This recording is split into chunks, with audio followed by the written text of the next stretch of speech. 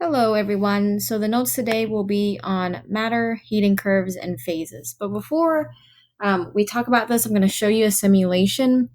And this unit is actually called gas laws. So we focus just on gases, but in the beginning, we're actually going to focus on talking about solid, liquid, and gas, understand what it means to be those phases, and then we'll focus all on gas for the rest of the unit. Okay. Now in this simulation, you can see these dots that are just floating around. These dots are neon atoms, and right now they're in the solid phase. So the way I know it's in a solid phase is that the shape is really organized. It looks a little bit like a box. The particles are vibrating just a little bit, but not a whole lot. Compare that to a liquid, right? The particles are moving around a little bit more. They're shaking a little bit more, and they don't look as organized as they used to be in the solid. And then here I have a gas phase where they're moving around a lot. They're all spread out. They're no longer organized. Okay, now what you know is that if I have a solid and I add heat to it, the heat is going to cause, as you can see, that it'll cause the particles to move more and they become more disorganized. And that allows them to move around, and that allows them to become a liquid. And then if they're disorganized enough, if they have enough energy, they can become a gas. And that's as I'm adding energy, and the energy I'm adding is in the form of heat in this situation. If I cool it down, then the particles are going to start moving a little bit slower. Because they're moving a little bit slower, they're going to start putting themselves back in a more organized fashion, and then I'll have a liquid again, and then eventually, if it's cold enough, I'll have a solid again, right? So here are the notes for the solid, liquid, and gas. Now, what you need to know is that solids have a definite shape and a definite volume. If you think about the pencil that you're using, it's a solid. It's got a for sure shape. It takes up a definite amount of space.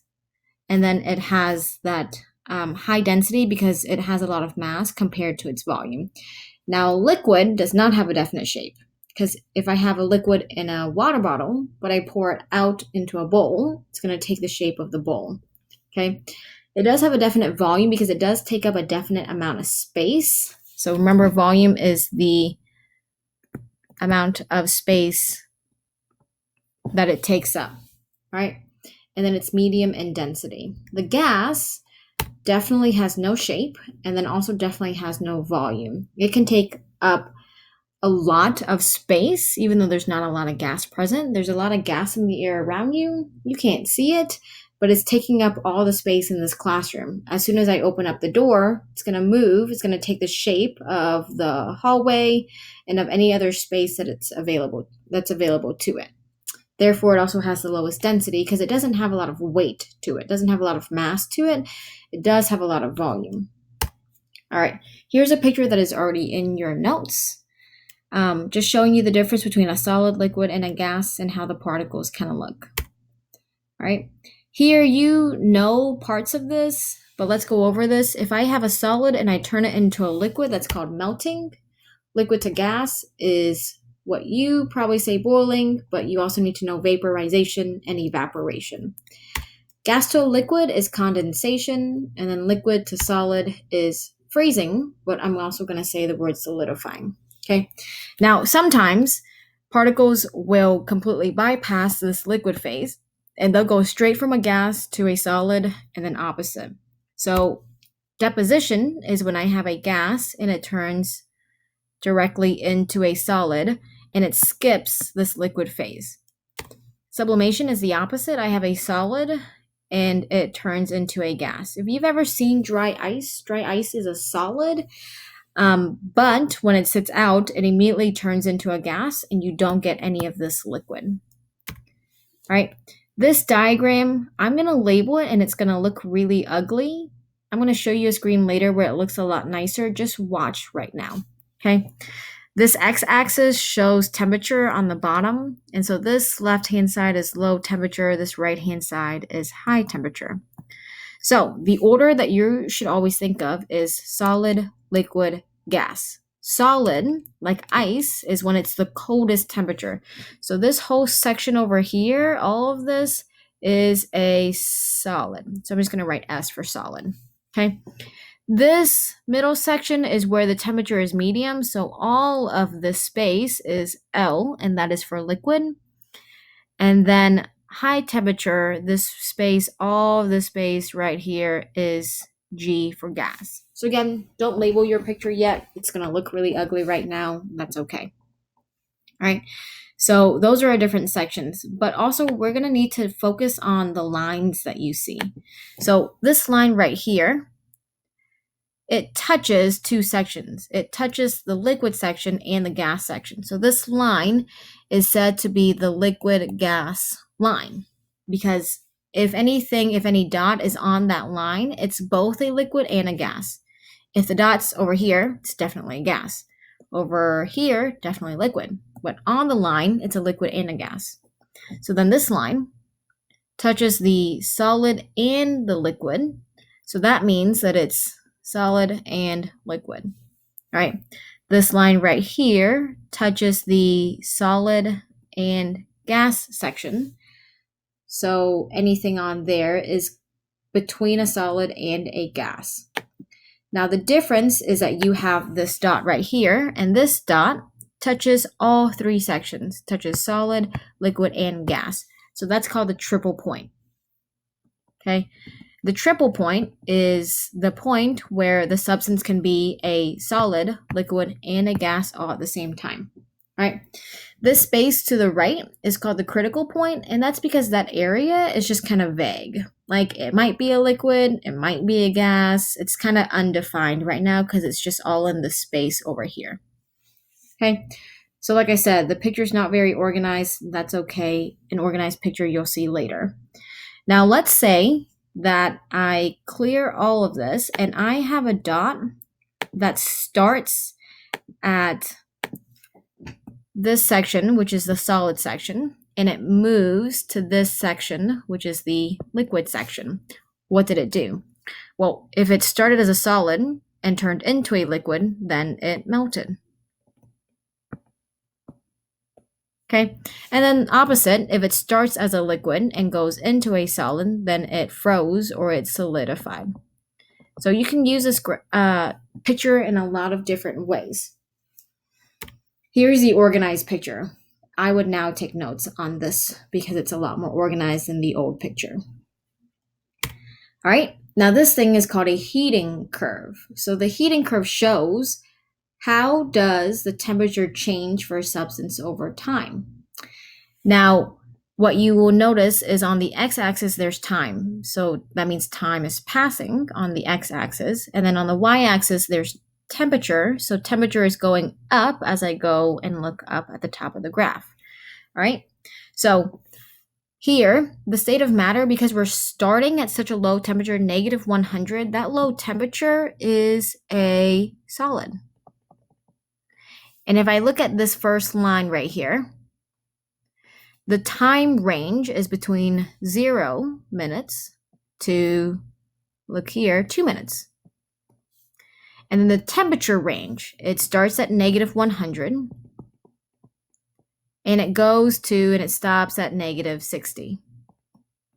Okay, so if I'm at this point on the line, I am currently a solid. All right, now, but what if I'm the flat part of the line, the B section? Well, this B section right here, before you can be a liquid, you have to turn into a liquid. So this is going from a solid to a liquid. The time range is 2 to 6 minutes. The temperature range, if you notice this flat line stays completely flat, so there is no range, it's just at negative 60. Okay. All right. If I look at the next line, C, there's a pretty big range for this, okay? So if I started as a solid and then I went from a solid to a liquid, now all I am is a liquid. So what this B section means is that it takes from 2 minutes to 6 minutes for something completely solid to completely melt and be a liquid. Okay, like if you have an ice cube sitting on a table, it's not completely a liquid yet until all of that ice has melted into a liquid. So that's that section, the blue section. So like I said, this C section in the yellow is all a liquid. And so if that's the case, the time range is starting at 6 minutes to 11 minutes. Right here is where the line stops. And then the temperature range starts at -60 and it stops at 60 degrees. Okay, so that's the particles as a liquid. Now, the next line that you see is going to be line D. And at line D, that's when I have something that is a liquid and it's turning into a gas. Okay, because there's that phase change, like when you have water and it's a solid, and then you see it boiling. That boiling point is the liquid to the gas phase. Okay, the time range is from 11 to 18 minutes. The temperature, you'll notice that it stays flat on this line, so that means it stays flat at 60 and it doesn't change. Okay, so that means the last section is when it is completely, and every part of it is a gas. So this line right here, E, is completely a gas. Everything is a gas. So that means if you have a pot of water and it's boiling, all of the water completely boiled and is now a gas. Okay, that is the time range 18 plus, because there's no stopping point, so I don't know where it stops. It's just 18 and above. And then the temperature range is just 60 is where it starts, and then plus, just because it goes beyond that. You could say 100 if you want to, because that's where the graph stops. Okay, now the boxes on your pictures is just to show what the molecules look like at that moment. Well, in picture A, it's a solid, which means that if I have dots, the dots are going to be really organized. So I'm going to just draw dots in the shape of a box to show that it's organized, right? As a liquid, if this were an ice cube as a liquid, it would have all melted. So my 6 dots instead would be all kind of towards the ground. But in line E, it's a gas, and in gases, they will take up the entire space that's available to them. So the gas would take up this entire box. They would spread themselves out, if possible, and so that's how the 6 dots would look. Okay. So then we need to talk about energy. There's a difference between kinetic energy and potential. So if you look at the pictures, potential energy is if I have a bow and arrow and I pull the arrow back, I'm holding a lot of energy there, but I haven't released the bow yet. So that is still just potential energy. When I finally release that bow, I have kinetic energy. Okay. Another example is, let's say I'm holding a tennis ball. If I'm just holding that tennis ball above the ground, like at my height level, if I'm just holding it, then it has potential energy. When I drop it, that's when it's using the kinetic energy, and that's when it shows the kinetic energy because it's actually moving. When it's moving, it has kinetic energy. Okay, so if I'm looking at this graph, what you can see for this first section is that the temperature changes, okay, because it started at -100 and it went to 60. So that means at that section, I have increasing kinetic energy. My potential energy does 0. It does nothing, okay? Because, again, the temperature is changing. And when there's change, like a ball dropping or the arrow being released, there's kinetic energy.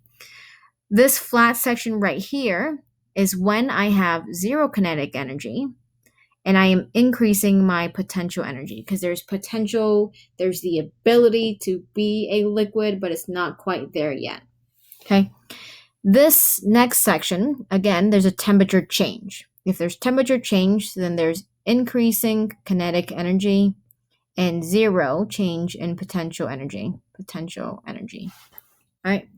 Line D, again, no temperature change, which means no kinetic energy, but there is increasing potential energy. Line E, there is a temperature change, so there is increasing kinetic energy. There is 0 potential energy. Right? Last bit is asking you a few questions, so try to answer them yourself. And then at the bottom, you're going to try to label that curve yourself. I labeled the curve with you for the first practice, and now you have a brand new curve that you're going to try to label yourself. The only thing that you should note in that curve is that it starts at a high temperature, which means it starts as a gas and then it goes to a low temperature, meaning that it turns into a solid. Okay, so it's kind of opposite the graph that we had done as a class in the notes. Try it yourself. All right. First question, where's there the most kinetic energy? So most energy would be as a gas. And that would be line, if I'm looking at that old picture, the first heating curve, that would be line E. In the heating curve, where would the motion of the particles be the least? Where are they moving the least? They move the least when they are a solid, which is line A. As time increases, what happens to the particles? There are a lot of things that you can say, but you can say that they move more. They move away from each other. And they have more energy. At what temperature does this compound undergo condensation? Well, remember that condensation is going from a gas to a liquid, and the line that shows gas to liquid or liquid to gas opposite is at 60 degrees, and that's Celsius. Okay, and then again, the bottom question, you're going to fill in the information for the table by yourself. All right, that was it. Thanks for watching.